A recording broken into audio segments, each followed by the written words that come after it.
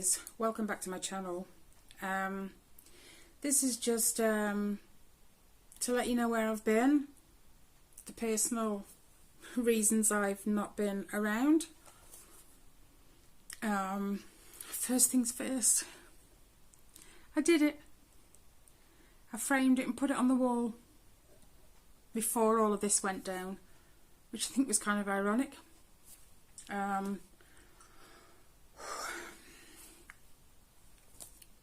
It's going to be an emotional one. I'm going to try not to, but I just need you guys to know where I've been and that I haven't just stopped. So this takes us back to Christmas week. I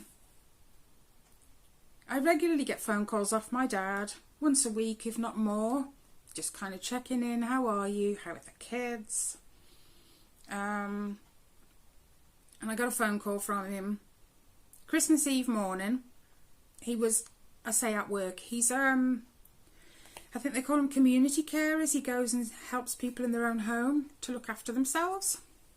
And usually he'll be between calls when he rings me. He'll be sat outside someone's, like, let's say quarter to the hour, and he's not due in till the hour, so he'll ring me. And he rang me Christmas Eve. He was at work. And I could tell over the phone he was breathless. It's hard to tell over the phone just how bad the breathlessness is, but he did mention it. And as usual, I just like, you need to go and see someone, because he's stubborn. Yeah. I just want to say though, before I carry on, I've had lots of you message me just to kind of hope that everything's okay because of the notice I put up on YouTube. So thank you guys for that. It's nice to know you're thinking of me. Anyway, later Christmas Eve, he texted that he was going to be dropping some stuff off for Christmas. So I waited. He knocked on the door. I went to the door. He says, I'm not going to come in. I'm not going to hug you or anything. He says, because I don't feel well. I think it was just kind of to protect me, not so that I didn't catch it. I later found out he'd done the same to my sister and my brother. So, but like I said, breathlessness over the phone can look way different in person. And he did seem rather breathless. So he left. I messaged my brother, he's on his way to yours to drop off, but, you know, yeah, my brother rang me after he'd been. I think he was angry, but not in an angry sort of way. It was more frustration. We talked about how bad he looked. Like his breathing, not like that he looked completely a mess, because he didn't. He just had this breathlessness and he couldn't leave it. So I messaged him after I spoke to my brother and said, look, please don't let it continue. That's bad. I don't think he responded to that actually, but he's always been very stubborn as my dad. And if it's the truth, sometimes he doesn't like to hear it, so he'll ignore you. Anyway, Christmas Day, he messaged to say Merry Christmas, because I'd said thank you for the gifts, and he said you're welcome. And like, I just asked him how he was.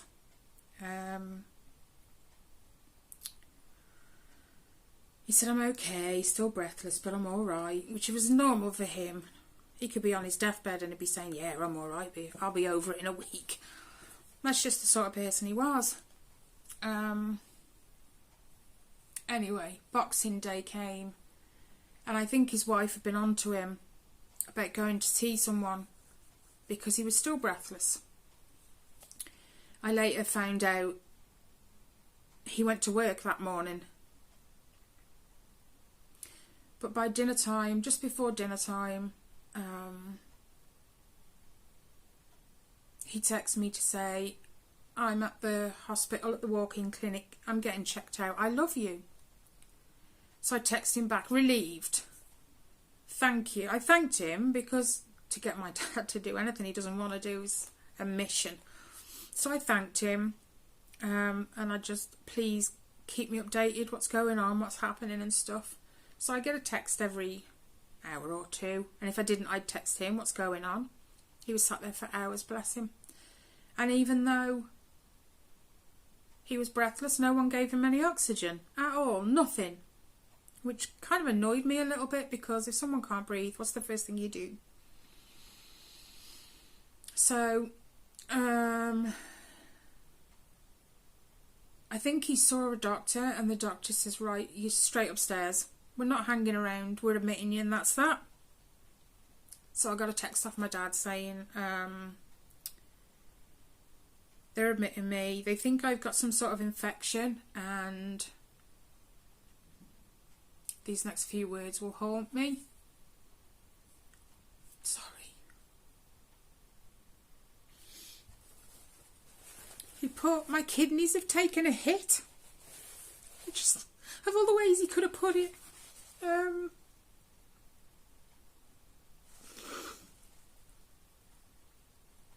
So, like, okay, keep me posted what they say. And I think the first 2 days he just got moved around from pillar to post, from A&E to a ward, back to A&E.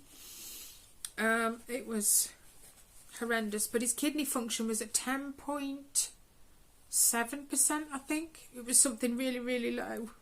So we kind of thought, oh, okay, hopefully whatever it is, they've picked it up early enough and it can be rectified. Do you know, I'm just going to leave them off.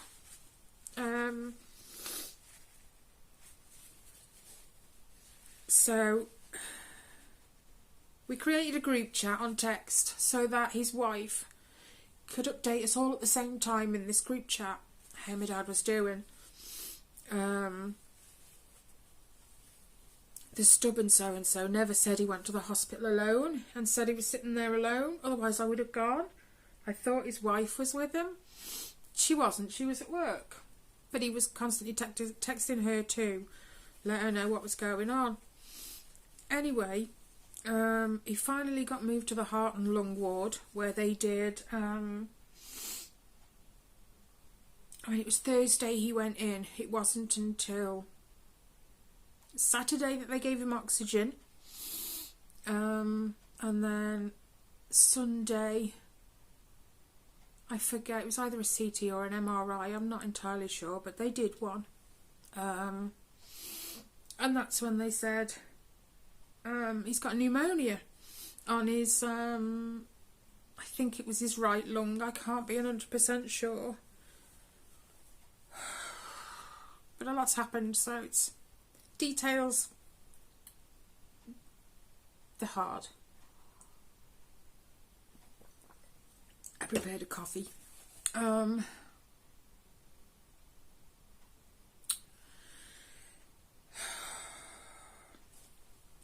got a text off, well, we all did, off his wife later on the Sunday, sort of Sunday evening, to say, your dad's got sepsis too.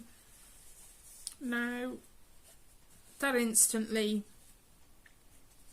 I know sepsis is bad. I know people die from it, but not everyone. You know, if they catch it early enough, they can do something about it.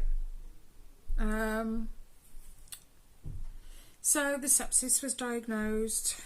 Tyler texted me because he was at his girlfriend's, and he was part of the group chat too. Because rather than him constantly ask me how my dad was, how his granddad was, I put him in the group chat, and he could see everything, that everyone was being texted and whatever. So he instantly texted me, Mum, that sounds bad. We're going to go and see him tomorrow. Which I'd planned to anyway. We kind of thought the same thing. That word sepsis is like, right, okay, I need to go see him. My dad hates people being around him when he's ill. Not because he's grumpy, but because he doesn't like us lot to see him weak, if that makes sense. My dad's always been a strong, stoic person, and he doesn't like people to see him vulnerable and weak. So that's why I hadn't gone to visit him already. So on the Monday, me and Tyler got in the car, and just before we left, we got a text to say that they were moving him to the ICU. I kind of thought then, this sounds worse than I'm imagining. So when we got there, I spoke to my eldest son. I said, "Hi Dad, I'm here." And he did open an eye and look at me. He said, "Thanks for coming." He didn't want me to. His wife told me afterwards. They had a conversation and he wasn't keen on me going. But I think she kind of talked him round, like she needs to do this. She wants to be here. So he kind of went with it. And although he looked out of it, way different than the man I saw Christmas Eve, wide awake. He looked out of it, but every time he spoke to me, he answered. So he wasn't as out of it as, you were led to believe. But I think it was just the breathlessness that was exhausting him. But I mean, they didn't put him on oxygen Thursday or Friday. They waited till Saturday, even though he was breathless. And then from when I got there, we had about 10 minutes, I believe. They were waiting for the porter to come, because the porter transfers patients from one ward to another. And they were moving him to the ICU, so we went up with him.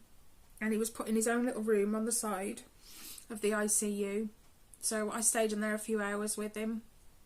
His temperature, they couldn't control it. But with pneumonia and sepsis, he's got an infection raging inside.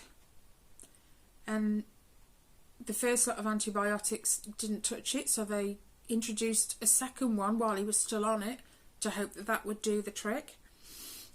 It didn't. I did have a conversation with him while I was there, and because his temperature was so high, I mean he was like 39 something, it didn't budge. So his wife had been using paper towels and soaking them in cold water and just kind of rubbing him over. And he said, because he was trying to do it while he was kind of dozing. I think his wife had stepped out the room to use the bathroom, so I grabbed it off him and I started wiping him down. I mean, he got nothing on. Nothing. He got just a pillowcase over his necessaries because he was so hot. So I took the paper towel off him and I soaked it again and I was rubbing him down, and then he said, "My legs." So I re-soaked it and I was kind of rubbing down his legs. I mean, he had a catheter in. That's the reason why he had nothing on, and everything else he just stripped off because he was too hot.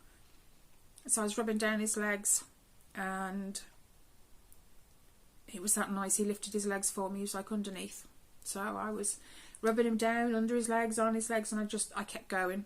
Cold water, wetting it, rubbing him over, getting a new one, wetting it, rubbing him over. He enjoyed that. He was so hot. And I could feel it when I took the compress off. The compress was really warm.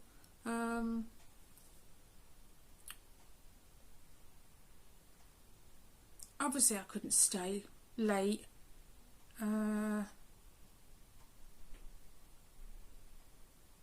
Tyler was supposed to go. Oh no, that was between, wasn't it? A lot's happened. My brain is all over the place. But anyway, I think we left about 7ish. I think. I can't be sure. And as I'm leaving, he said to Tyler, "Thank you for bringing her."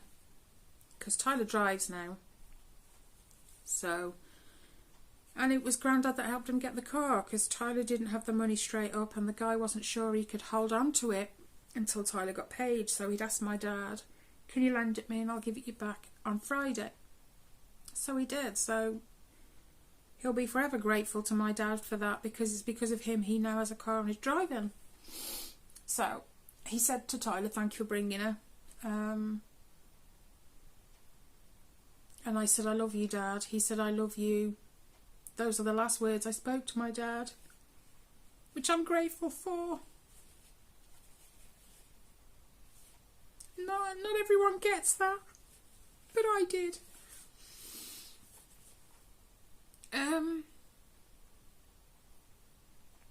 Anyway, we stayed in the group chat, and then Tuesday, his wife put in the group chat that the doctors wanted to intubate him because the oxygen he was on, they got it up his nose, you know, one of them cables with the thingies on. It was in his nose, but I think my dad's a mouth breather when he sleeps. So they did come in and say, no, listen here, you need to be breathing through your nose because that's where the oxygen is, because it's not getting in. They tried putting masks on him. He kept taking them off.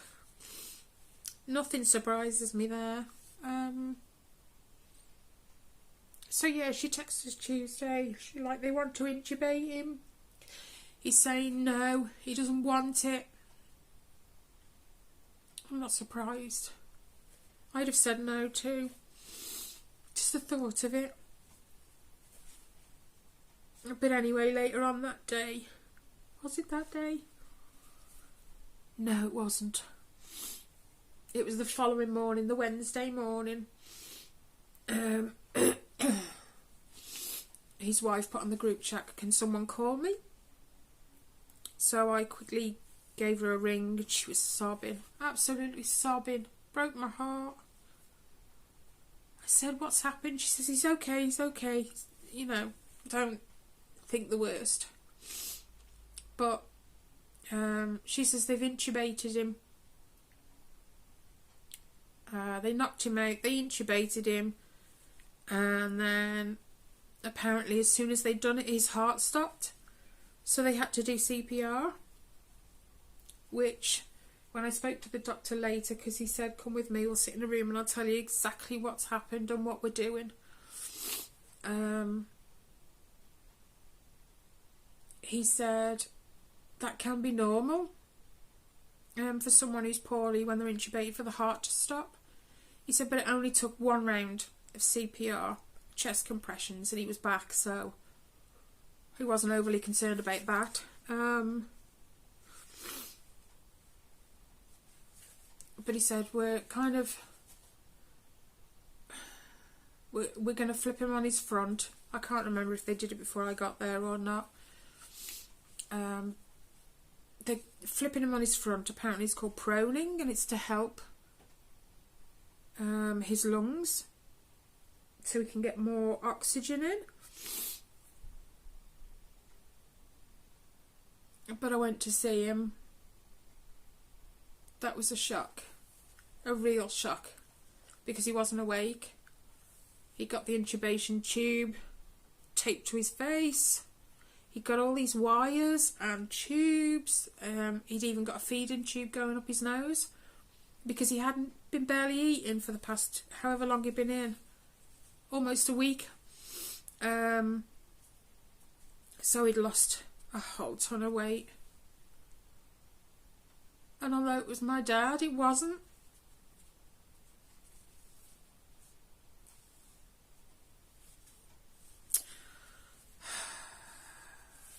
Yeah, so when I rang her and she's like, his heart stopped, they've intubated him. I said, do you need me to come? She says, I want you to come, I don't want to be on my own. I was going to go anyway. So I rang my sister. Because I wasn't sure she'd seen the text messages in the group. And I'd said what had happened. She says, right, Rob had already rung Tyler because Tyler was at his girlfriend's and said, come home, Mum's going to the hospital. I knew he'd want to go anyway. So my sister says, I'm on my way to yours, I'm picking you up. Tell Tyler, leave his car at home, we're all going in the same one, there's no point taking two cars. So we did. We got there, it was a shock to see him like that. Considering I'd spoke to him just 2 days before. It broke Tyler's heart too.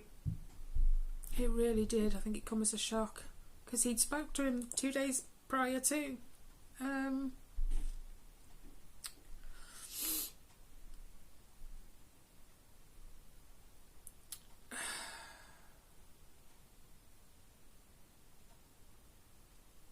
So we stayed with him for a few hours, a good few hours. I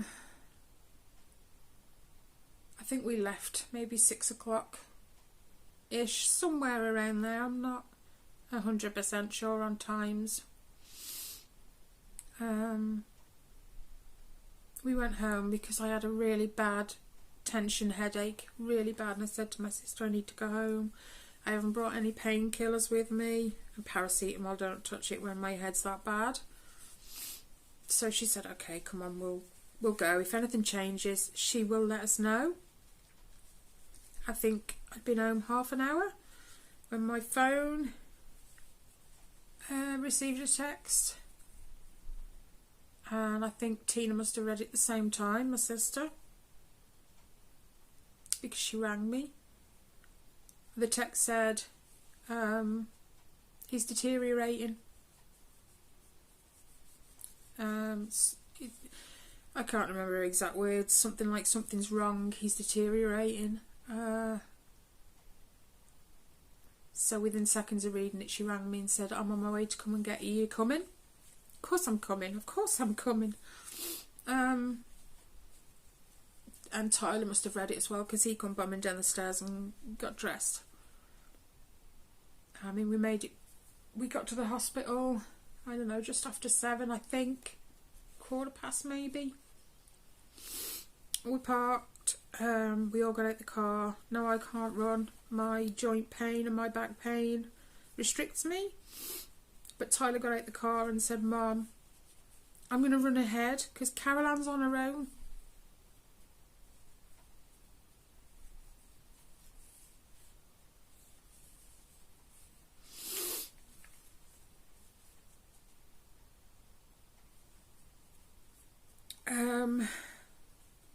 So I said, okay. He ran off and we took as fast a walk as we could up to the ward, to the ICU. We got in the lift, we ran up, and as we rounded the corner, the ICU doors were just a few doors up the corridor, and Tyler he came out the ICU doors and collapsed on the floor. Said, Mom, it's too late, he's gone. And he was sobbing.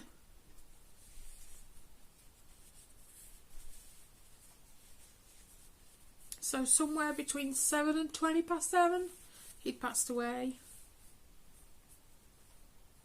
But I talked about it with my brother afterwards, and I said I think that's the way he wanted it. He wouldn't have wanted us there. He waited till we went home.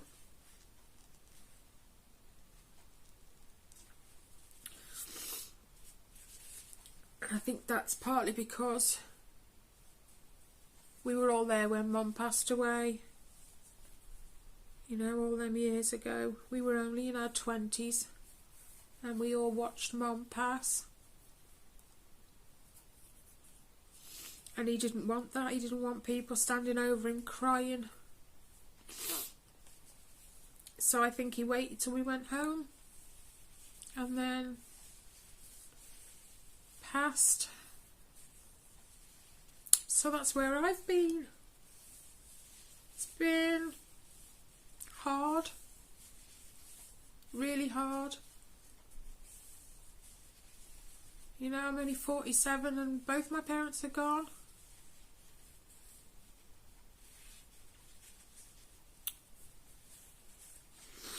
I will get there.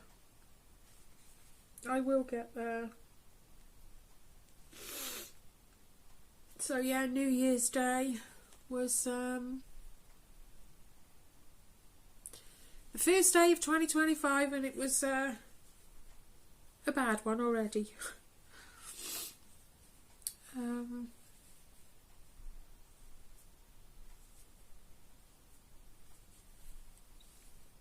Yeah. I'm gonna miss his phone calls. I can still hear his voice when I answer the phone, when he rings me. And he always does that, hello. How are you? How are the kids? He was only 70. Only. And people live a lot longer. I'm just so glad and grateful that the last words I said to him was I love you, and his last words he said to me were I love you too.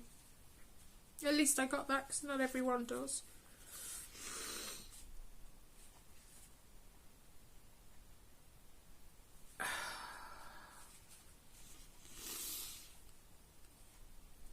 So it's been a week today, and it has been so much of a struggle. I am going to get back to it. I'm not just going to disappear now, because I do still enjoy stitching, and I enjoy sharing it with you guys, so I am going to get back to it. I just don't know when. But thank you so much to everyone who sent me messages, even though you didn't know what was going on. You sent thinking of you, and I hope everything's okay, and you guys are awesome. I've grown to know some of you on a more personal level, and I love that. You're like my second family. But yeah, I will get back to it when I can. I just need some time. But I didn't want to leave you too long without, a word from me or something.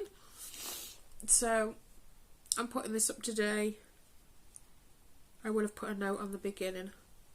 Note. It's an emotional one. I was trying not to be, but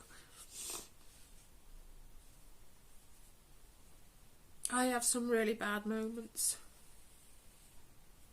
I can be okay for a couple of hours and then just gone.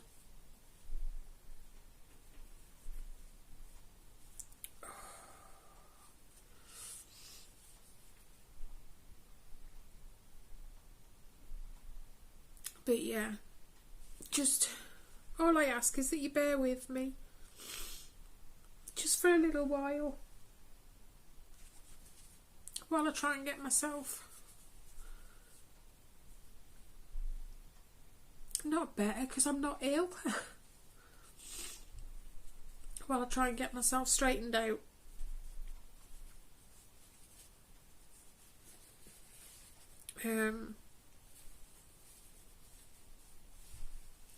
Thank you for being patient with me.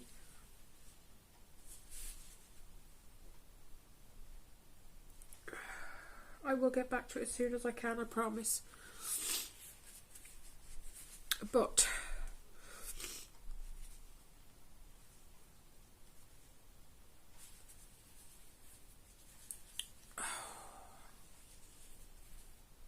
I'm going to leave it there.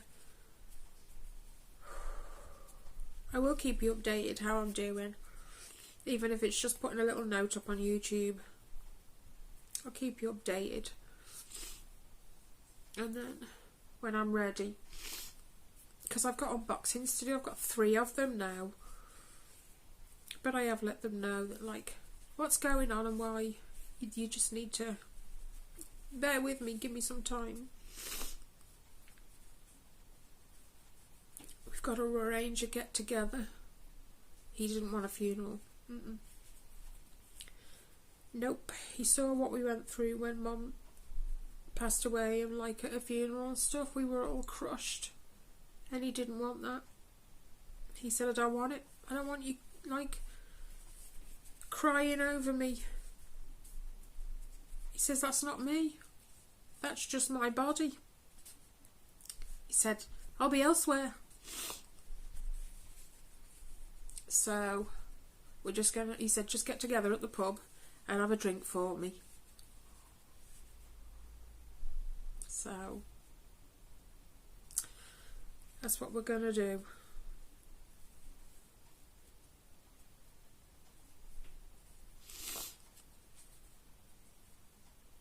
So yeah,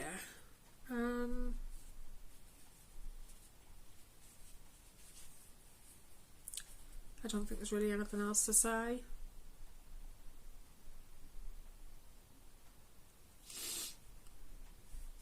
Just don't go anywhere, because I'm not going anywhere. I will be back. So thank you so much, you guys, for all your support for the past few years that I've been doing this now.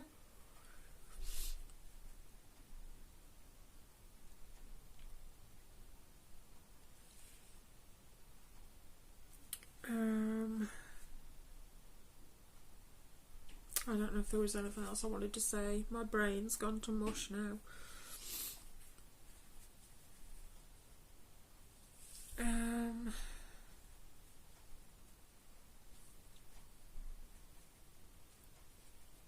No, I'm sorry it was emotional, but I didn't want to leave you guys hanging for too long. So yeah. Okay guys, I'm going to leave it there now. I'm going to try and get myself back to I don't even know. It's not even normal, is it? I'm just going to sort myself out. Okay guys, I apologise, it's been emotional, but it is what it is. Give your loved ones a big hug, because you just never know. I mean, my dad, from getting the flu to going into hospital, was 2, maybe 3 weeks, beginning to end. So give your loved ones a big hug. Let them know you love them, because you never know, and that means the world. Take care guys, stay safe, and I'll see you whenever I do my next one. Bye guys.